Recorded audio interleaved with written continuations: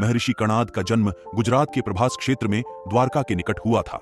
महर्षि कणाद ईसा से 600 वर्ष पूर्व हुए, अर्थात बुद्ध और महावीर स्वामी के काल में थे। महर्षि कणाद का जन्म चरक और पतंजलि से पूर्व हुआ था। महर्षि कणाद वैशेषिक सूत्र के निर्माता हैं, जिसमें परंपरा से प्रचलित वैशेषिक सिद्धांतों का क्रमबद्ध संग्रह है। महर्षि कणाद ने जॉन डाल्टन से कई सौ साल पहले ही परमाणु का सिद्धांत दे दिया था, जिसमें बताया गया था कि भौतिक जगत की उत्पत्ति सूक्ष्माति सूक्ष्म कण परमाणुओं के संघनन से होती है। इस सिद्धांत के जनक महर्षि कणाद थे। महर्षि कणाद ने ही न्यूटन से पहले गति के 3 नियम बताए थे।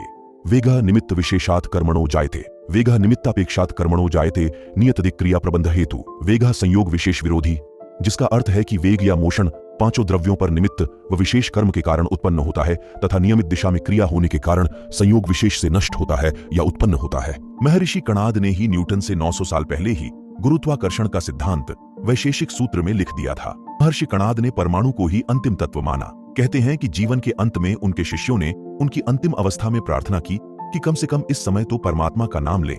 तो कणाद ऋषि के मुख से निकला पीलव पीलव पीलव, अर्थात परमाणु परमाणु परमाणु।